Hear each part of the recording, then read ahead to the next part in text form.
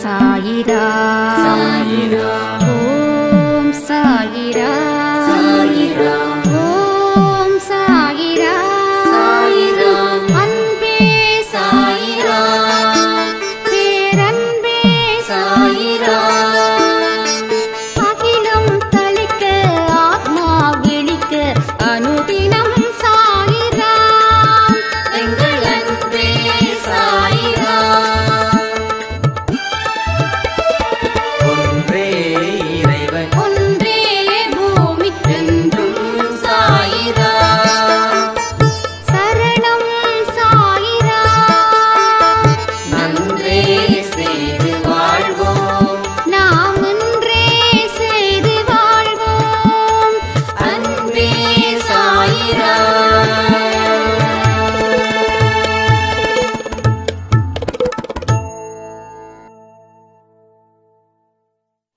சாய்ரா என் உயிரின் உயிரானவர்களே, தொடர்ந்து நல்லதை மட்டும் கொடுத்துக்கிட்டு இருக்கிற சாய்பாவுக்கு நாம் மிகப்பெரிய நன்றி கடன் பட்டிருக்கோம். ஒரு சாய்ராமுடைய லைஃப்பில் புரட்டி போட்ட ஒரு வாழ்க்கையில் இன்னைக்கு தென்றல் அவங்களோட வாழ்க்கையில் வீசுது. மனுஷங்க பல பேர் நம்பிக்கையை இழந்து போகிறாங்க. போராட்டத்தை போராடி அது தோல்விகளும் அவமானங்களும் கிடைக்கிறதால அவங்களால அடுத்த கட்டத்துக்கு நகர்வுகள் அப்படின்றது இல்லாமலே போகுது. ஆனால் விடாப்பிடியான நம்பிக்கையும் விடாப்பிடியான முயற்சியும் இங்கே நிறைய பேருக்கு இருக்கிறது இல்லை. அவங்கவுங்களுக்கு மனசில் என்ன சரின்னு படுதோ அதை ஏற்றுக்கிட்டு வாழ பழகிறதால பல கெட்ட பிரச்சனைகளும் இங்கே நடந்துக்கிட்டே தான் இருக்கு. மனசையும் புத்தியையும் ஒன்றிணைச்சு வாழக்கூடிய வாழ்க்கையில் நாம் சிறப்பான ஒரு எதிர்காலத்தை நோக்கி போக முடியும். ஆனால் மனசு உன் வாழ்க்கை அவ்வளோதான், இதுக்கு மேலே உன்னால் ஒரு நகர்வுகள் கூட எடுத்து வைக்க முடியாமல் தானே இருக்குது. அப்போ நீ இனிமேல் எடுத்து வச்சு என்ன பண்ண போகிற? உன் வாழ்க்கையில் இப்படிப்பட்ட சூழ்நிலை தான் உனக்கு கடைசி வரைக்கும் வரும் அப்படின்னு இந்த மனசு திரும்ப திரும்ப இதை சொல்லி சொல்லியே எல்லாமே சரி அப்படின்னு நினைக்க வைக்குது. இதன் மூலமாக எந்த விதமான காரியத்திலையும் நம்ம இறங்க மாட்டேங்கிறோம். அடுத்த அடி உங்களுக்கு வெற்றி அப்படின்னா கூட அந்த அடியை கூட நாம் எடுத்து வைக்க தயாராக இல்லை.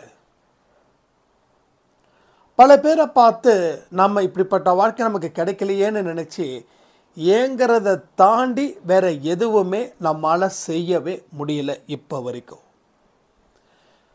இதுக்கு எல்லாத்துக்கும் காரணம் இந்த மனசு இதுதான் சரி அப்படின்னு நீதிபதியாக இருந்து உங்களுக்கு ஒரு தீர்ப்பை கொடுத்ததால வந்த வென.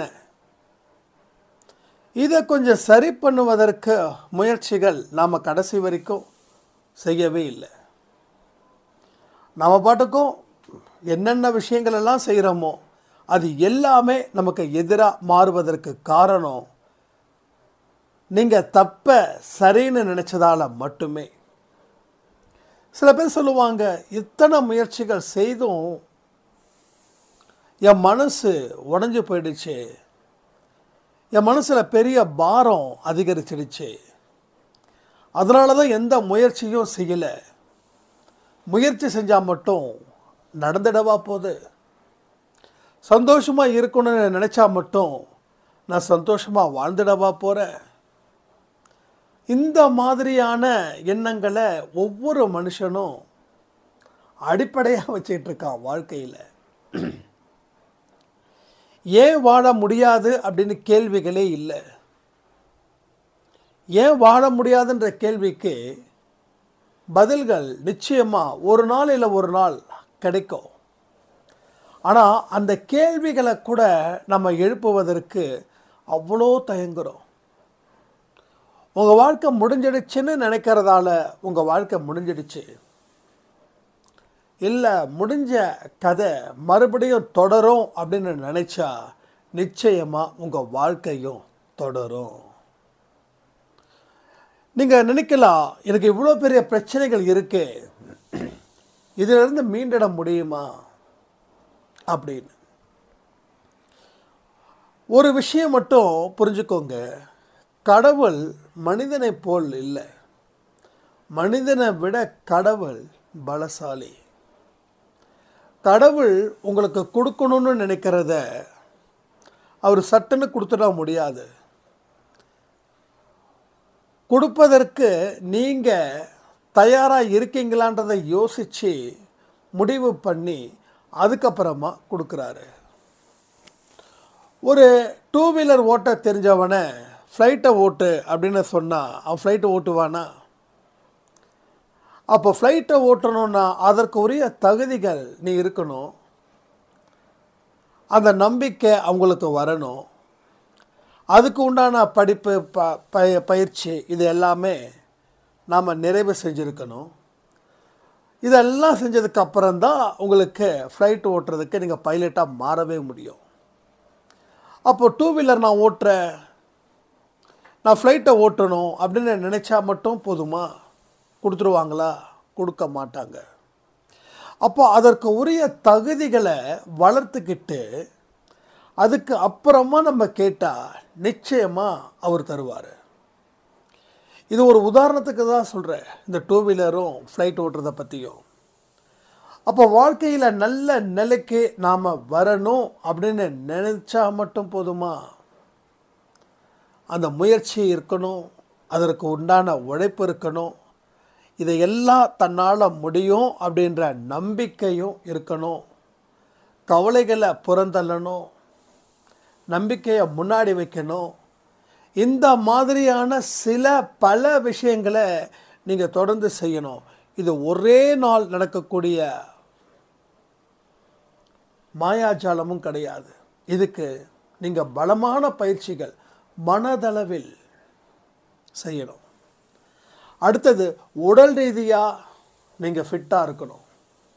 ஃபிட்டுனா மலை ஏறுறது, கல்லை தூக்குறது அப்படி கிடையாது. ஒரு வேலை செய்யணுன்னா நடக்கிறதுக்கு தெம்பு வேணும், வேலை செய்கிறதுக்கு கைகளில் தெம்பு வேணும். இந்த மாதிரியான உடல் ரீதியாக மன ரீதியாக இருக்கக்கூடிய பிரச்சனைகளை நீங்கள் களையணும், அதற்கு உண்டான பயிற்சிகளை நீங்கள் எடுக்கணும். இந்த மாதிரியான விஷயங்கள் மூலமாக தான் நீங்கள் அந்த இடத்துக்கு வரவே முடியும். ஸோ மனசில் 1000 கவலைகளை வச்சுக்கிட்டு நான் முயற்சி பண்ண போகிறேன் அப்படின்னு சொன்னால் அந்த முயற்சி கண்டிப்பாக தோற்று தானே போகும்.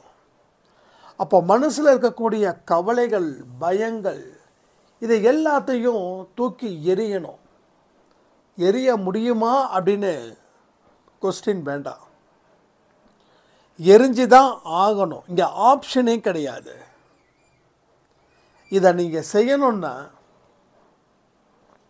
உங்கள் கவலைகளையும் உங்கள் பயத்தையும் நீங்கள் தூக்கி எரிஞ்சால் மட்டும்தான் அதை செய்யவே முடியும். இல்லைன்னா நீங்கள் என்னதான் 1000 விஷயங்கள் நினச்சாலும் அதில் ஒரு விஷயத்தை கூட உங்களால் சிறப்பாக செய்ய முடியாமலே போயிடும். இன்றைக்கி நிறைய பேருடைய சந்தேகம் என்னென்னா, நான் நினச்சா நடக்கும் அப்படின்னு சொல்கிறாங்க.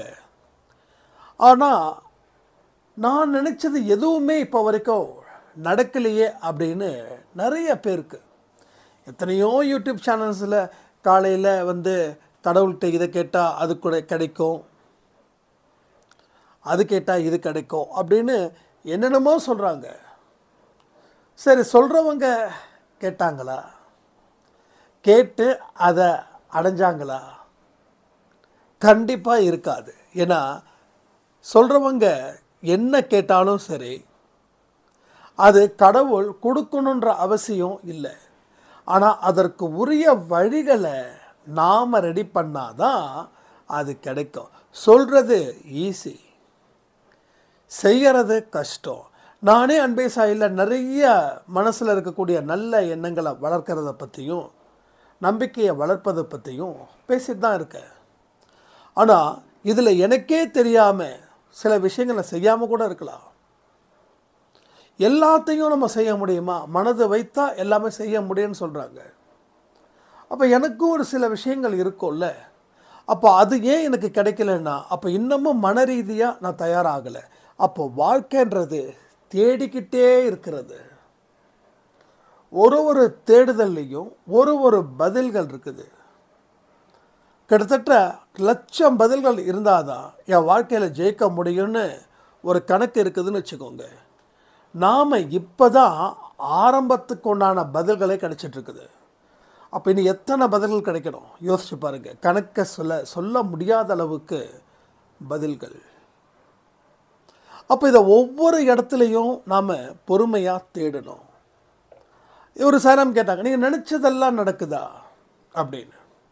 நினச்சது எல்லாமே நடக்கும். நான் சொன்னது இதே பதில் தான் உங்களுக்கு சொன்னேன். எத்தனை கேள்விகள், புதுசாக கேள்விகள் வருது. 2 வருஷத்துக்கு முன்னாடி இருந்தக்கூடிய கேள்விகள் குறைவு. இப்போ கேள்விகள் இன்னும் ஜாஸ்தியாக இருக்குது. இனி வரக்கூடிய வருஷமும் கேள்விகள் அதிகரிச்சுக்கிட்டே இருக்கும். அப்போ ஒரு கேள்விகளுக்கும் பதில்களை நாம் எடுக்கிறோம். அந்த பதில்கள் நம்ம வாழ்க்கையில் பலம் சேர்க்குது. அந்த பலத்தை வச்சு, அந்த அனுபவத்தை வச்சு அடுத்த தேடுதலுக்கு போகிறோம். அங்கே ஒரு கேள்விகள் கிடைக்குது, அங்கே ஒரு பதில்கள் கிடைக்குது. இதுதான் இந்த விஷயம் யாருக்குமே சரியாக புரியலை. தேட தான் எனக்கு கிடைக்குது. ஒரு காலத்தில் நான் ஒரு விஷயத்தை தேடினேன், அது எனக்கு கிடைச்சிது. மறுபடியும் அதோட பத்தில் மறுபடியும் ஒரு தேடுதல், மறுபடியும் கேள்வி, மறுபடியும் பதில். கேள்வியை வச்சு தேடினா இல்லை தேடுறதை வச்சு கேள்வியை கேட்டனா அப்படின்னு எனக்கு தெரியல. ஆனால் மனிதனுடைய மனசு அப்படின்றது ரொம்ப ஆழமானது, ரொம்ப அற்புதமானது. அதை புரிஞ்சுக்கிறதுக்கு ஒரு பெரிய த்ரில்லிங்கே இதில் இருக்குதுங்க. என் மனசில் என்ன ஓடுதுன்னு நான் தெரிஞ்சுக்க ஆசைப்படும் போது அதில் மகா த்ரில்லிங் எனக்கு கிடைக்குது. அதில் நான் பலதை ஃபில்டர் பண்ணுறேன். எல்லாமே ஃபில்டர் பண்ணுறேன். அதில் பலதை விட்டுடுறேன், சிலதை மட்டும்தான் எடுத்துக்கிறேன். அப்போது நமக்கு ஓரளவுக்கு இந்த ஆன்மீகமும் கடவுளும் வாழ்க்கை முறையும் தெரிகிற நமக்கே இப்படிப்பட்ட மனசை ஆழ்ந்து யோசிக்கும்போது நிறைய விஷயங்கள் நமக்கு கண்ணுக்கு முன்னாடி வருது. அதில் நாம் ஃபில்டர் பண்ணுறோம். ஃபில்டர் பண்ணுறதில் ஒரு 10 எண்ணங்கள் வருதுன்னா அதில் 1 இல்லை 2 மட்டும்தான் நமக்கு தேவையானதாக இருக்குது. மீதி 8ம் நமக்கு தேவையில்லாததாக இருக்குது. அப்போது இந்த ஆன்மீகத்துக்கிட்டையும் கடவுளை பற்றியும் வாழ்க்கையை பற்றியும் கொஞ்சம் புரிஞ்சு வச்சுருக்கிறவங்களுக்கு என்ன யோசிப்பாங்க? அந்த 10 அந்த எண்ணங்கள் வருதா, அதை முழுக்க எடுத்துப்பாங்க. அப்போ முழுக்க எடுத்த உடனே அது உங்களுக்கு சொந்தமாயிடுது. இது உங்களுடைய எண்ணங்கள் உங்களுக்கு சொந்தமாயிடுது. அந்த எண்ணங்களை நினச்சி வாழ்கிறீங்க. அந்த எண்ணங்கள் எப்படிப்பட்டதோ அதனுடைய விளைவுகளை அது கொடுக்கும். ஒரு விஷத்தை நீங்கள் குடிச்சிங்கன்னா அது எந்த விளைவுகளை கொடுக்கும்? ஒரு சுத்தமான பாலை குடித்தோன்னா அது எந்த விளைவுகளை ஏற்படுத்துமோ அதே போல தான் மோசமான எண்ணங்களும் நல்ல எண்ணங்களும் உடலுக்குள்ள ஊடுருவிச்சுன்னா அது கொடுக்கக்கூடிய எதிர் விளைவுகள் எதுவோ அதுதான். அப்போ 10 எண்ணங்களை நம்ம ஃபில்டர் பண்ணும்போது 1 2 தான் தேவை, மீதி 8 தேவையில்லை. அப்போ ஒரு பகுதியை நாம் கடக்கும்போது இல்லை ஃபேஸ் பண்ணும்போது பலவிதமான எண்ணங்கள். ஒரு பிரச்சனை வருதுன்னா அந்த பிரச்சனைக்குள்ளே நாம் உள்ளே இன்வால்வ் ஆகிறோம். இன்வால்வ் ஆகிற உடனே அதில் ஒன்று தைரியமாக ஃபேஸ் பண்ணுவோம், இல்லை பயத்தோடு ஃபேஸ் பண்ணுவோம். இந்த 2ல் ஏதோ ஒன்று தான் நம்ம ஃபேஸ் பண்ணுவோம். பிரச்சனைகள் சின்னதாக இருந்துச்சுன்னா தைரியமாக ஃபேஸ் பண்ணுவோம். இல்லை பிரச்சனைகள் ரொம்ப பெருசாச்சுன்னா கொஞ்சம் பயந்து ஃபேஸ் பண்ணுவோம். சில நேரத்தில் ஃபேஸ் பண்ணாமல் ஸ்கிப் பண்ணுறவங்களும் ஜாஸ்தி. அப்போ ஏன் அந்த பிரச்சனைகள் அதிகமாக குறைவான்றது இல்லை, நமக்கு இதுக்கு முன்னாடி அந்த பிரச்சனையை ஹேண்டில் பண்ணியிருக்கோமா? இப்போ லைஃப்பில் நான் 2 விதமான பிரச்சனைகளை ஹேண்டில் பண்ணியிருக்கேன். ஒன்று, மனித உறவுகள் மூலமாக சில பிரச்சனைகளை ஃபேஸ் பண்ணியிருக்கேன். இப்போ மறுபடியும் அந்த மாதிரியான மனிதன் மூலமாக சில பிரச்சனைகள் வந்துச்சுன்னா என்னால் அதை ஈஸியாக சமாளிக்க முடியும். ஏன்னா அந்த அறிவு, அந்த அனுபவம் ஏற்கனவே எனக்கு கடவுள் கொடுத்துருக்காரு. அதே போல் கடன் பிரச்சனையால் என்னால் பிரச்சனையை ஈஸியாக சமாளிக்க முடியும். ஏன்னா அதே அறிவும் அதே அனுபவமும் கடவுள் ஏற்கனவே கொடுத்துருக்காரு. இப்போ புதுசாக ஒரு பிரச்சனை வருது அப்படின்னா அது மற்றவங்களுக்கு ஈஸியாக இருக்குது, எனக்கு டஃப்பாக இருக்குது. அப்போ மற்றவங்களுக்கு ஏன் ஈஸியாக இருக்குது அப்படின்னு ஒரு கேள்வியை எழுப்பணுன்னா அவங்க ஏற்கனவே அதை அனுபவிச்சாங்க. எனக்கு ஏன் டஃப்பாக இருக்குதுன்னா இது நான் புதுசாக அனுபவிக்கிறேன். அப்போ இந்த பிரச்சனையை தீர்ப்பதற்கு என்னுடைய தேடுதலை ஸ்டார்ட் பண்ணுறேன். அதற்கு உண்டான அறிவுகளை நான் புகட்டுறேன், எடுத்துக்கிறேன். அதற்கு உண்டான வழிகளை நான் பார்க்குறேன். இப்போது இதில் எனக்கு எத்தனை விதமான எண்ணங்கள் உள்ளே வருதுன்னு கவனித்தா கிட்டத்தட்ட 100 விதமான எண்ணங்கள் இல்லை அதற்கு மேலே வரும். அப்போ இந்த அத்தனை விஷயத்தையும் உள்ளே வச்சு நான் செயல்பட ஆரம்பித்தா நான் வாழ்க்கையில் நிச்சயமாக தோற்றுருவேன். அப்போ அத்தனை ப்ராப்ளமுக்கு உண்டான வழிகளும் நமக்கு வருது. இதில் எந்த வழியில் போகணும் அப்படின்னு யோசிப்பேன். அதில் போகிறதுக்கு உண்டான வழிகள், அதனுடைய விளைவுகள், இதன் மூலமாக வரக்கூடிய லாப நஷ்டம், இதற்கு உரிய காலம், இதெல்லாம் தாண்டி இது கடவுளுக்கு சம்பந்தமாக இந்த வழியில் போனால் முதல்ல என்னால் என்ன முடியுன்றதை பார்த்துட்டு அதுக்கப்புறமா கடவுளுக்கு இந்த விஷயம் சம்பந்தமா அப்படின்னு யோசிப்பேன். ஏன் ஃபஸ்ட்டே என்னோடய விஷயத்தை நான் யோசித்து அப்புறம் கடவுளுக்கு சொல்கிறேன் அப்படின்னா, முதல்ல கடவுளுக்கு சம்பந்தம் இல்லைப்பா அப்படின்னு சொல்ல முடியாது. ஏன்னா நீ இந்த பிரச்சனையை சமாளித்து தான் ஆகணும். இந்த பிரச்சனையை கடவுள் உன்னோட மூலமாக தான் தீர்ப்பார். அப்போது அவருக்கு அந்த சம்மதம் தெரிவித்தா மட்டும்தான் அவர் நம்ம கூடவே இருந்து அந்த பிரச்சனைகளை ஹேண்டில் பண்ணுவார். இப்போது உங்களோட வீட்டில் ஒரு பெரியவங்க இருக்காங்கன்னு வச்சுக்கோங்க, அவங்க அனுபவசாலி. இப்போ உங்களோட பிரச்சனையில் நீங்கள் மாட்டிட்டு முடிச்சிட்ருக்கீங்க ஏதோ ஒன்று. இப்போது அவருடைய ஹெல்ப்பை நீங்கள் கேட்கணும். அப்போது அவர் நீங்கள் எடுக்கிற முடிவு, நீங்கள் போகக்கூடிய வழி, இதை பற்றி கேட்பார். என்ன உன் பிரச்சனை, எதனால் உன் பிரச்சனை, இப்போ என்ன பண்ணலான் இருக்கிற அப்படின்னு. அவர் நீங்கள் எடுக்கிற முடிவும் அவருக்கு சம்மதமாக இருந்துச்சுன்னா அவர் உங்களோட பயணிப்பார். இல்லை நீங்கள் இந்த குறுக்கு வழியில் இந்த பிரச்சனையை சமாளிக்கணும்னு முடிவு பண்ணுறீங்க அப்படின்னா அந்த வீட்டில் இருக்கக்கூடிய பெரியவருக்கு அதில் உடன்பாடு இல்லை. ஒன்று வேண்டான்னு சொல்லுவார், இல்லைன்னா உங்களுக்கு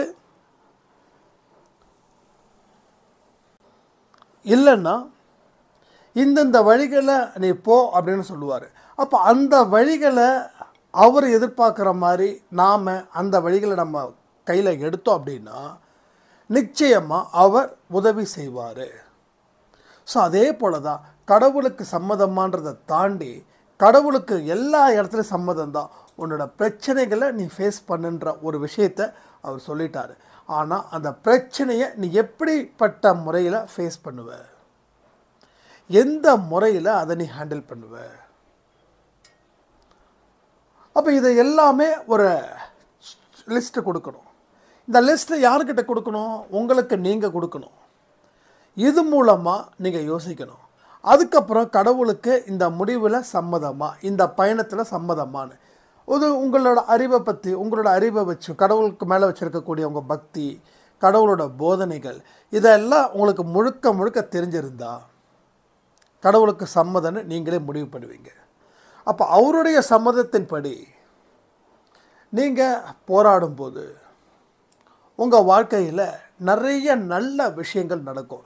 அப்போது ஒவ்வொரு தேடுதல்லையும் கிடைக்கக்கூடிய கேள்விகள், அதுக்குண்டான பதில்கள். இப்போ என்ன ஆகுது, நம்ம வாழ்க்கை மிகப்பெரிய அறிவை கொண்டு வருது. ஒரு மனுஷன் 80 வருஷம் வரைக்கும் வாழறான்னு வச்சுக்கோங்க ஒரு உதாரணத்துக்கு. அந்த 80 இயர்ஸில் அவன் என்ன அனுபவத்தை கற்றுக்கிட்டான், அவன் வாழ்க்கையை எதை வச்சு மூவ் பண்ணுறான், அவனோட அறிவு எப்படிப்பட்டது, அவனோட அனுபவம் எப்படிப்பட்டது, அவன் இழந்தது என்ன, அவன் பெற்றது என்ன, அவன் மன ரீதியாக எப்படிப்பட்டான், இதெல்லாம் மிகப்பெரிய அனுபவங்கள். அந்த காலத்தில் கூட்டு குடும்பமாக இருந்தாங்க, தாத்தா பாட்டி எல்லாம். ஆனால் இன்றைக்கி தாத்தா பாட்டி ஒரு ஊர்லேயும் அவங்களுடைய பசங்க வேறு ஊர்லேயும் அவங்க பசங்க வேறு ஊர்லேயும் ஒரு குடும்பம். அந்த குடும்பத்தில் இருக்கவங்க யாரும் இப்போ ஒன்றா இல்லை, ஒரே ஊரில் முன்னாடி இருந்தாங்க தனித்தனியாக, இப்போது வேறு வேறு ஊரில் இருந்தாங்க, இப்போ வேறு வேறு நாட்டில் இருக்காங்க. ஒருத்தர் என்கிட்ட ரொம்ப பெருமையாக சொன்னார், அவங்க அம்மா அப்பா ஒரு ஊரில் இருக்காங்க, பையன் இன்னொரு நாடு, இன்னொரு பையன் இன்னொரு நாட்டில், எல்லாம் டெவலப் ஆகிட்டாங்க. இது பேர் டெவலப்னு எதை வச்சு சொல்கிறாருன்னு தெரியல. பணம் வசதி இதை டெவலப்னு நினைக்கிறவங்க 80% மக்கள். இதுதான் அவங்களுக்கு டெவலப்னு நினைக்கிறாங்க. பணமும் வசதியும், நல்ல ஆடம்பரமான வாழ்க்கை. இது கிடைக்கிற இடத்துல அன்பு இல்லாமல் போயிடுமே, அது என்ன பண்ணுறது? எல்லாமே கிடைச்சிடும், ஒரு டைம் போர் அடிச்சிடும். நமக்கு யார் இருக்கா அப்படின்னு நம்ம யோசிக்கும் போது யாருமே இல்லை அப்படின்ற ஒரு நிலை நமக்கு உருவாகிடும். உருவாயிடுச்சுனாவே நீங்கள் அத்தனையும் சம்பாதிச்சது, நீங்கள் பேரை சம்பாதிச்சிருக்கலாம், பொருளை சம்பாதிச்சிருக்கலாம், இல்லை உறவுகளை நிறைய சம்பாதிச்சிருக்கலாம், நண்பர்கள் நிறைய சம்பாதிச்சிருக்கலாம். ஆனால் அத்தனை மனிதர்களும் உங்களுடைய பெயருக்காகவும் புகழுக்காகவும் தான் வந்திருக்காங்க அப்படின்னு ஒரு நிலை வந்துடுச்சுன்னா நீங்கள் சம்பாதிச்ச அத்தனையும் உங்கள் முன்னாடி எரிஞ்சு போனதுக்கு சமம். அப்போ தான் நம்ம நினைப்போம், கடைசியில் வாழ்க்கை இப்படி ஆயிடுச்சே, ஒன்றுமே இல்லாத ஒரு வாழ்க்கையில் வாழ்ந்துட்டோமே. அப்போ 80-90 வயசில் வரக்கூடிய அந்த புத்தியை இப்போவே இந்த வயசுலேயே நம்ம கற்றுக்கலாம். ஸோ பணமும் முக்கியம், பொருளும் முக்கியம். பணத்தையும் பொருளையும் தாண்டி அன்பு முக்கியம். அன்பை இதை மூணுத்தையும் தாண்டி ஒழுக்கம் முக்கியம். எல்லாத்தையும் தாண்டி சாயப்பா முக்கியம். ஸோ இந்த ரீதியாக நீங்கள் போய் பாருங்களேன், உங்கள் வாழ்க்கையில் எவ்வளோ பெரிய கஷ்டங்கள் வந்தாலும் சரி நீங்கள் துவண்டு போகவே மாட்டீங்க. எவ்வளோ பெரிய துன்பங்கள் வந்தாலும் சரி, எத்தனை பேரை உங்களை காலை பிடிச்சி தள்ளி விட்டாலும் சரி, நீங்கள் எந்த காரணத்தை கொண்டும் பின்வாங்கவே மாட்டீங்க. உங்கள் போராட்டங்கள் இன்னும் சொல்கிற ஒரு வெற்றியை நோக்கி செல்லும். உங்கள் வாழ்க்கையில் அடிப்படையாக கற்றுக்க வேண்டிய விஷயத்த நீங்கள் கற்றுக்காத வரைக்கும், அதனால் கற்றுக்காமல் எதெல்லாம் நீங்கள் பெற்றீங்களோ அதனால் எந்த விதமான பலன்களும் இருக்கவே இருக்காது. ஈவன் அது நல்லதை நீங்கள் எடுத்துக்கிட்டாலும் சரி, இல்லை கெட்ட விஷயங்கள் நடந்தாலும் சரி. இப்போ சில பேரோட வாழ்க்கையில் கெட்டது நடந்தாலும் அவங்களுக்கு ஒரு பலன் இருக்கும். என்னடா அது கெட்டது நடந்தால் எப்படி பலன் வரும்னு நினைக்கிறீங்களா? ஸோ கெட்டது நடக்கும்போது அது கூடவே சில நல்ல விஷயங்களும் நடக்கும். உங்கள் கண்ணுக்கு முன்னாடி கெட்டது அப்படின்னு நினைக்கிறதால மட்டும் அது கெட்டது ஆகிடாது. அந்த கெட்டதுக்கு பின்னாடி இருக்கக்கூடிய ஆழ்ந்த அறிவு, அதான் நான் சொல்கிறேனே, அடிப்படை அறிவு ஒரு வாழ்க்கைக்கு முக்கியம். அது இல்லை அப்படின்னா எதையுமே நம்மளால் பூர்த்தி பண்ணவே முடியாது. ஸோ அடிப்படை அறிவு இல்லாமல் எதை பெற்றாலும் அது வீணாக போயிடும். இப்போ நீங்கள் ஒரு விஷயத்தை பெறுறீங்க அப்படின்னா அதோட அடிப்படை அறிவுன்னு, அந்த ஆன்மீக அறிவை நான் சொல்கிறேன். ஆன்மீக அறிவோ இல்லை வாழ்க்கையை பற்றி ஒரு அறிவோ இல்லை அந்த பொருளை பற்றி அறிவோ எல்லாமே கம்ப்ளீட் ஆனால் தான் அதனுடைய பலன் இன்னும் அதிகரிக்கும். இல்லைன்னா ஒரு நாள் இல்லை ஒரு நாள் அது இருக்கும், அதனால் எந்த ஒரு பயனும் உங்களுக்கு இல்லாமல் போயிடும். அப்போது நீங்கள் பெற்றதுக்கு அத்தனைக்கும் ஒரு பலன், அழியாத பலன் இருக்கணும்னு ஆசைப்பட்டீங்கன்னா வாழ்க்கையை பற்றி, உங்கள் கர்மாக்களை பற்றி, நம்மளுடைய கடவுளை பற்றி ஒரு அடிப்படை அறிவுகளை நீங்கள் கற்றுக்க முயற்சிகள் செய்யணும். தினமும் உங்கள் வாழ்க்கையை நீங்கள் படிக்கணும். அன்பே சாயில் சொல்லக்கூடிய விஷயத்தை நீங்கள் தினந்தோறும் ரொம்ப டீப்பாக மனசில் வச்சாவே அந்த அடிப்படை அறிவை நீங்கள் படிக்கிற மாதிரி. அதனால தான் நம்மளோட ஆடியோஸ் 5 நிமிஷம் 10 நிமிஷத்தில் கொடுக்க முடியவே இல்லை. ஏன்னா ஒரு விஷயத்துக்கும் ஒரு எக்ஸ்ப்ளனேஷன் தேவைப்படுது. சும்மா ஆறுதல் பேசுறதுக்குன்னா ஒரு 10 நிமிஷம் போதும். இல்லை கடவுள் இதை சொன்னார் அதை சொன்னார் அப்படின்னா அதுக்கு ஒரு 10 நிமிஷம் போதும். ஆனால் கடவுள் சொன்ன வார்த்தைகளில் இருக்கக்கூடிய ஒரு வார்த்தைகளுக்கும் 1000 அர்த்தங்கள். ஆனால் நாம் சொல்கிறது 10-15 அர்த்தங்கள் தான் சொல்கிறோம். அப்போ 1000 லட்சம் கோடி எப்பயோ எழுதின சச்சரிதம், எப்பயோ எழுதின பைபிள், எப்பயோ எழுதின கீதை, எப்பயோ எழுதின குரான், ஆனால் இப்போ படித்தாலும் புதுசாக படிக்கிற மாதிரி இருக்குது. ஏன் இப்படி? புரியுதா உங்களுக்கு? 1000 லட்சம் கோடி அர்த்தங்கள். மனுஷனுக்கு அந்த புக்கை படிக்க நான் சச்சரிதம் சில நேரத்தில் படிக்கும்போது என்னோட லைஃப்பில் இருக்கக்கூடிய முடிவுகள் சம்மந்தப்பட்டதாக மாறுது. இப்போ என்னோட லைஃப்பில் நடக்கிறதே அவங்க பேசுனாங்க. ஸோ இன்றைக்கி 2024 இருக்கோம், ஒரு மாடர்ன் லைஃப். ஸோ இந்த மாடர்ன் லைஃப்பில் கூட அவர் அன்னைக்கு எழுதினது இன்னைக்கு வரைக்கும் பயன்படுதா இல்லையா? அப்போ அர்த்தங்கள் அந்தந்த இடத்துக்கு தகுந்த மாதிரி மாறக்கூடிய சூட்சமந்தான் இந்த வார்த்தைகள். அந்த வார்த்தைகள் அப்படிப்பட்ட ஒரு விஷயம். ஆனால் நாம் எல்லாத்தையும் அலட்சியமாக பார்க்குறோம். சச்சரிதம் படிங்க அப்படின்னா அது ஒரு அலட்சியம். தியானம் பண்ணுங்கன்னா அது ஒரு அலட்சியம். ஆரத்தி எடுங்க அப்படின்னா அதுவும் ஒரு அலட்சியம். ஸோ இப்படி தான் எல்லா விஷயத்தையும் நம்ம தொடர்ந்து அலட்சியப்படுத்திக்கிட்டே இருக்கோம். நீங்கள் எதெல்லாம் அலட்சியப்படுத்துகிறீங்களோ அதெல்லாம் ஒரு நல்ல வாழ்க்கையை வாழ்வதற்கு மிகப்பெரிய தடையாக அமையுது. ஸோ யார் உங்களை அலட்சியப்படுத்த சொன்னா? அப்போ நாம் எதை தேடி போகிறோமோ அதை தேடி போகிறோம் நம்ம நினைக்கிறோம். அப்போ இதெல்லாம் தேவையில்லைன்னு நம்ம நினைக்கிறோம். என் பிரச்சனை தீரும், அதுக்கு நீ மருந்தை சொல்லுன்றீங்க.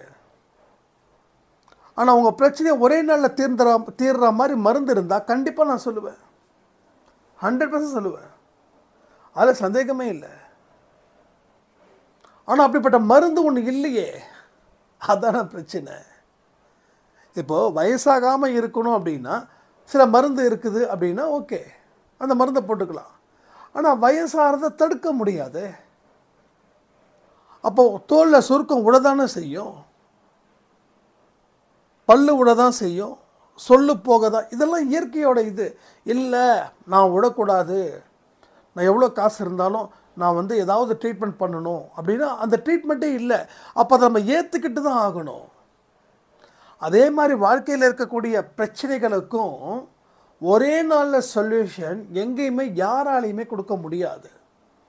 அப்போ நம்ம சொல்லக்கூடிய சில விஷயங்கள் உங்களுக்கு இதெல்லாம் தெரிஞ்சு வாழ்க்கையில் எப்போ ஆரம்பித்து எப்போ என் பிரச்சனையை முடிக்கிறதுன்னு நீங்கள் இன்றைக்கி சொல்லலை. இதை 10 வருஷத்துக்கு முன்னாடியே இந்த வார்த்தை சொன்னீங்க. நல்லா யோசிச்சு பாருங்கள். அப்போ இன்றைக்கும் அதே தான் சொல்கிறீங்க. இன்னும் 10 வருஷத்துக்கு அப்புறமும் இதே இடத்துல தான் இருப்பீங்க, அப்பயும் இதே தான் சொல்லுவீங்க. என் லைஃப்பில் நான் கற்றுக்கிட்ட ஒரே பாடம் என்ன தெரியுமா? எனக்கு மிகப்பெரிய கடன் இருக்கும்போது இந்த 500-1000 ரூபாய் சம்பாதிச்சு நான் எப்போ கடன் அடைக்கிறது அப்படின்னு ஒரு அலட்சியப்படுத்தினேன். இது அந்த 500-1000 ரூபாயை நான் அலட்சியப்படுத்தினேன். அலட்சியப்படுத்தினதால எனக்கு கடன்கள் பல மடங்கு பெருகுச்சு. அப்போ யோசித்தேன், சரி அந்த 500-1000 கிடைக்கட்டும் அப்படின்னு. அந்த 500-1000 கையில் கிடைக்கும் போது தான் அடுத்த விஷயம் தோணுச்சு. ஓகே, இந்த 500-1000 வச்சு இன்னும் சேர்த்து ஒரு 500-1000 ரூபாய் சம்பாதிக்கலாம் அப்படின்னு. அதே மாதிரி மறுபடியும் அந்த 500 1000 2 மடங்காச்சு. அப்போது ஒரு விஷயத்தில் இருந்து அந்த விஷயம் ரொம்ப சின்னதாக இருந்தால் கூட அதை அலட்சியப்படுத்தினதால் அன்னைக்கு வரைக்கும் என்னால் எழுந்திருக்க முடியல. ஆனால் என்னைக்கு அதை அலட்சியப்படுத்தாமல் அது நமக்கு மிக முக்கியமான ஒரு தேவையை பூர்த்தி செய்ய போகுதுன்னு ஒரு நிலை எனக்கு வந்ததோ, அந்த அறிவு எனக்கு வந்ததோ, அந்த உணர்வு எனக்கு வந்ததோ, அதுக்கு அப்புறம்தான் கடனை அடைப்பதற்கு உண்டான அத்தனை அறிவும் எனக்குள்ளே தென்பட்டுச்சு. இப்போ புரியுதா உங்களுக்கு? அலட்சியப்படுத்துறதால வாழ்க்கையை நம்ம எடுக்கிறோம். ஏன்னா நமக்கு இருக்கக்கூடிய பிரச்சனைகள் பெருசு, ஆனால் நமக்கு அவ்வளோ அளவில் நம்மளால் சமாளிக்க முடியாது. அதாவது 10 வருஷமாக இருக்கக்கூடிய பிரச்சனையை 1 மணி நேரத்தில் தீர்க்கணும்னு நம்ம முடிவு பண்ணுறோம். இது எங்கேயாவது சாத்தியமா? அப்படிப்பட்ட சாத்தியம் இருந்துச்சுன்னா அது யார் சொல்கிறாரோ அவர் காட்டில் மழையாக பணமழையும் புகழ் மழையுமே பெஞ்சிருக்குமே. அது உங்களுக்கு புரியுதா உங்களுக்கு? ஸோ அப்படிப்பட்ட ஒரு விஷயங்கள் வரலை. அதுதான் கடவுளுடைய சூட்சமன்றது. ஒவ்வொரு படிக்கட்டுலேயும் பல பாடங்களை நம்ம கற்றுக்கணும். அதில் எல்லாமே நல்ல பாடங்கள்னு சொல்லிட முடியாது. நல்ல பாடங்கள் எந்த அளவுக்கு இருக்குதோ அதை விட மோசமான பாடங்கள் அதிகமாக இருக்கும். ஏன்னா மோசமான விஷயத்தில் தான் அதிகமாக கற்றுக்க முடியும். நல்ல விஷயத்தில் ஒரே வார்த்தை தான், அதோட முடிஞ்சு போயிடுச்சு. ஆனால் மோசமான விஷயத்தில் அதிகமாக கற்றுக்க முடியும். இன்றைக்கி கெட்டது உலகம் மோசமாக போயிடுச்சுன்னு நம்ம நினைக்கிறோம். ஆனால் இதில் நம்ம கற்றுக்க வேண்டியது ஏகப்பட்டது இருக்குது. நல்ல டீப்பாக திங்க் பண்ணி பாருங்கள். உலகம் கெட்டு போகலை, உலகத்தில் இருக்கக்கூடிய மக்கள் தான் கெட்டு போயிட்டாங்க. அப்படி கெட்டு போயிட்டாங்களேன்னு சொல்லி நாம் உட்காந்து நமக்குள்ள ஸ்பீச்சை கொடுத்துட்டு அடுத்தவங்களுக்கும் அந்த ஸ்பீச்சை கொடுக்கறதால there is no use. அப்போ கெட்டு போனதில் நீ என்ன கற்றுக்கிட்ட? முதல்ல அந்த கெட்டு போனதில் இருந்து நீ விலகி நில்லு. ஏன்னா அது மிக மிக ஆபத்தானது, மிக மிக மோசமானது. அது கூட நீ கூட்டணி வச்சுக்கிட்டா அது உன்னை ஒரு வழியில் கொண்டு போய் தாக்கும். ஸோ இது எல்லாமே எங்கேருந்து நடக்குது பாருங்கள். எந்த விஷயத்தை நம்ம வேண்டான்னு சொல்கிறோமோ அந்த விஷயத்தை கொஞ்சம் டீப்பாக திங்க் பண்ணி நாம் கற்றுக்க முயற்சிகள் செய்யும்போது எத்தனை விதமான அறிவு நமக்கு அதில் தெரியுது. அப்போது உங்களை பார்த்து 4 பேர் மாறுவான், அந்த 4 பேரை பார்த்து 40 பேர் மாறுவான், அந்த 40 பேரை பார்த்து 400 பேர் மாறுவான், 400 பேரை பார்த்து 4000 பேர் மாறுவான். ஸோ நம்ம சுற்றி இருக்கக்கூடிய இடத்துல நாம் ஒரு விதமான பாசிட்டிவ் அப்ரோச்சிங் கிடைக்கும், ஒரு நல்ல பிரைட் கிடைக்கும். ஸோ இது எல்லாமே நம்ம வாழ்க்கையில் பலமாக நம்மளை சிந்திக்க வைக்கும். அப்போ இப்போ இந்த பதிவுகள் எப்படிப்பட்டதாக இருக்குதுன்னா, வாழ்க்கை பற்றியும் உங்களை பற்றியும் உங்களோட பிரச்சனைகளை பற்றியும் உங்களோட பிரச்சனைகளை தீர்ப்பதற்கு உண்டான டிப்ஸை பற்றியும் இதில் இருக்குது. எந்த ஒரு விஷயமும் ஆழமான அறிவு. நான் திரும்ப திரும்ப சொல்கிற ஒன்று தான், ஆழமான அறிவு. அந்த ஆழமான அறிவு இருந்தாவே உங்களுக்கு இந்த பதட்டம், கோபம், இந்த அவசரம், ஏதாவது ஆயிடுமோ அப்படின்னு சொல்லி நம்மளை நாமே சில வார்த்தைகளை வச்சு சித்திரவதை பண்ணிக்கிறது, அடுத்தவங்க மேலே பாயிறது, இது எல்லாமே நின்றுடும். எப்போ? ஆழ்ந்த அறிவு வேணும். உங்களை பற்றி முதல்ல ஆழ்ந்த அறிவு இருக்கணும். அதுக்கப்புறம் தான் உங்கள் பிரச்சனைகளை பற்றி நீங்கள் தெரிஞ்சுக்க முடியும். உங்களை பற்றி ஆழ்ந்த அறிவுனா என்னது? எதை செய்ய முடியும், எதை செய்ய முடியாது, எது பலம், எது பலகீனம், இதுதான் ஆழ்ந்த அறிவுன்றது. ஸோ இதுக்குள்ளே நீங்கள் என்ன கொடுக்குறீங்க, அந்த அறிவை எப்படி திரட்டுறீங்க, திரட்டின அறிவை எப்படி பயன்படுத்த போகிறீங்க. அப்போது திரட்டின அறிவை பயன்படுத்தும் போது வெற்றி வராதுன்னு நினைக்கிறீங்களா? நல்ல யோசிச்சு பாருங்க. ஒரு வெற்றி பெறுவதற்கு மிக முக்கியமானது ஆழ்ந்த அறிவு தான். எல்லா பசங்களும் படிக்கிறாங்க, ஓகே, எல்லா பசங்களும் படிக்கிறாங்க, 10வது படிக்கிறாங்கன்னு வச்சுக்கோங்க. இப்போ எல்லா பசங்களுக்கும் ஒரே ஆசிரியர் தான், ஒரே புக்கு தான். ஆனால் அதில் மட்டும் எப்படி டியூஷன் படித்த பையன் ஆவரேஜாக பாஸ் ஆகுறான், டியூஷனே படிக்காத பையன் கிளாஸ் ஃபஸ்ட் ஆகுறான், எப்படி?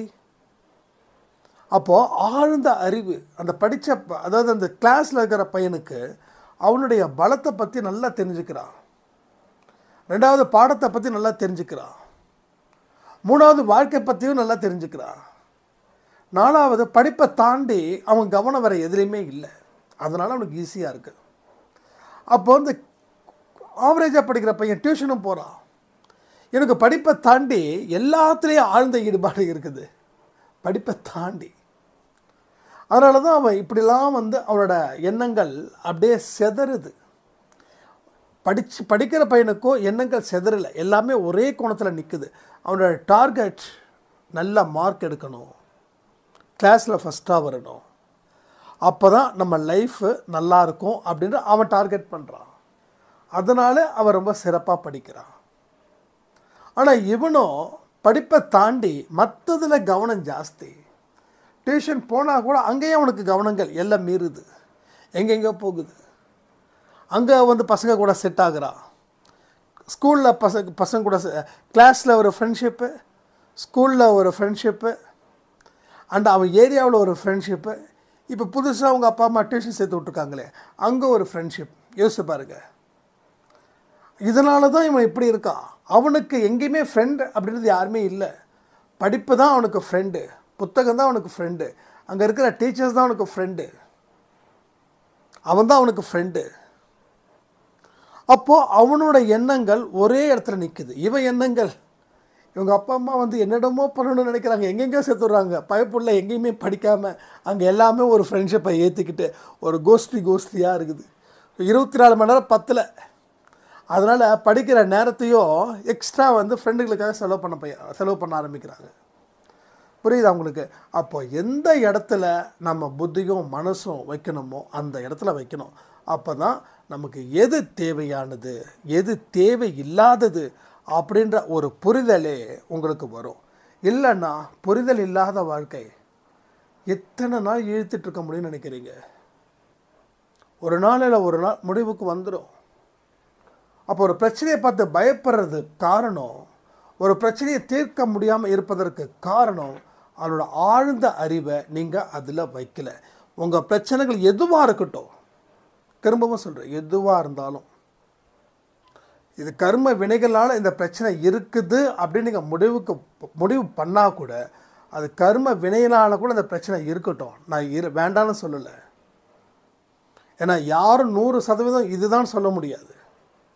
அந்த கர்ம வினைகள் இருக்கக்கூடிய பிரச்சனைகளுக்கு கூட ஒரு ஆழ்ந்த அறிவு அதை பற்றி இருந்துச்சுன்னா அதை பற்றி நீங்கள் யோசிக்கவே மாட்டீங்க. இல்லைன்னா அது அறிவு இல்லைன்னா, அது ஆழ்ந்த அறிவு இல்லைன்னா அதை பற்றி யோசித்தாவே நம்ம பயப்படுவோம். இப்போ ஃபார் எக்ஸாம்பிள், எங்கெங்கேயோ ட்ரீட்மெண்ட் பண்ணுறீங்க, சில பேருக்கு குழந்தை இல்லை, இது கர்ம வினையால் வந்ததுன்னு வச்சுக்கலாம். டாக்டர் சொல்கிறாங்க ரொம்ப கஷ்டம், ரொம்ப ரொம்ப கஷ்டம், எல்லா டெஸ்ட்டும் எல்லா இதுவும் பண்ணியாச்சு. சில பேருக்கு குழந்தை பிறக்காமல் கூட இருக்குது. அப்போது அதை ஏற்றுக்கக்கூடிய மனப்பக்குவம் எப்படி உடனே கிடச்சிருமா? அது ஆழ்ந்த அறிவு. ஆமாம், ட்ரீட்மெண்ட் இருந்தால் நம்ம பண்ணியிருப்போம், ட்ரீட்மெண்ட் இல்லை, நமக்கு இதுதான், ஓகே குட், பரவாயில்ல. அந்த நிலைக்கு நீங்கள் வரணும். அப்போ உங்களை பற்றி உங்கள் பலகீனத்தை கூட நீங்கள் நல்லா ஆழ்ந்து யோசிக்க ஆரம்பிச்சிங்கன்னா அது பலமாக கூட மாறும். அப்போ உங்களோட ஃபீச்சர்ஸ் வேறு எதுலேயோ ஒன்று இருக்குதுன்னு அர்த்தம். வேறு எதுலேயோ ஒன்று இருக்குது, நீங்கள் இன்னும் போராடணும்னு அர்த்தம். எத்தனையோ பேர் கல்யாணம் இன்னும் ஆகாமல் இருக்காங்க, சில பேர் மறுமணம் ஏதோ ட்ரை பண்ணுறாங்க, கிடைக்கலன்னா உங்களுக்கு இன்னும் படைக்கப்பட்டது, விதிக்கப்பட்டது வேறு ஒன்று. அதை நீங்கள் கவனத்தை வச்சிங்கன்னா இதை நீங்கள் விட்டுடலாம். ஆனால் அதை நீங்கள் கவனத்தில் வைக்காமல் இதை நீங்கள் பிடிச்சிக்கிட்டிங்கன்னா உங்களுக்கு வாழ்க்கை பூரா தொல்லைதான். ஸோ கடவுளோட விருப்பத்தைப்படி 90 வயசு வரைக்கும் நீங்கள் வாடணுன்னா அதுக்கு முன்னாடியே போய் சேர்ந்துருவோம். ஏன்னா மனசில் அவ்வளவும் அழுத்தம்,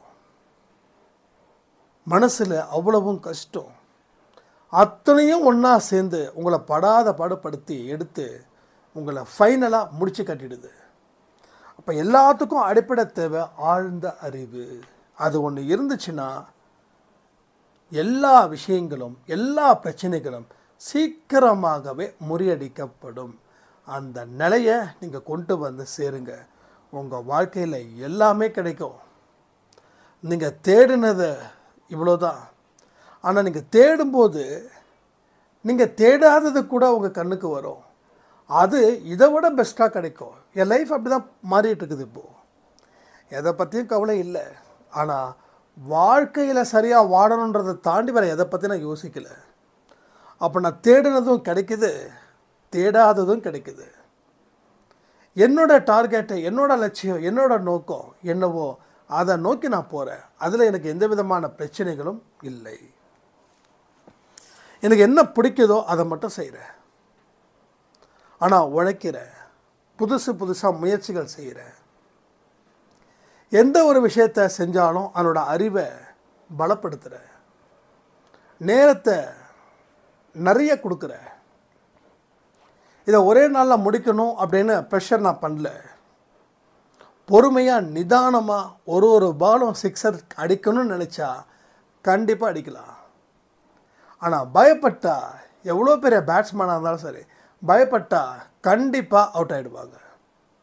பயம் இல்லாமல் இருக்கணும், அதே மாதிரி நிதானமாக இருக்கணும், அதே மாதிரி அறிவும் இருக்கணும். இந்த 3 இருந்துச்சுன்னா எப்பேற்பட்ட பாலாக இருந்தாலும் சரி, எவ்வளோ டஃப்பான பாலாக இருந்தாலும் சரி, ஹிட்டுக்கே ஹிட்டு கொடுக்கலாம். ஸோ இதெல்லாம் செயல்படுத்துகிறவங்களுக்கு தான் அதனுடைய பலன் எப்படின்னு தெரியும். செயல்படுத்தி பாருங்கள், உங்கள் வாழ்க்கையில் வெல்வீர்கள் சொல்லி இந்த ஆடியோவை நான் முடிக்கிறேன். ஜெய் சாய்ராம். ஓம் சாயிரா சாயிரா ஓம் சாயிரா சாயிரா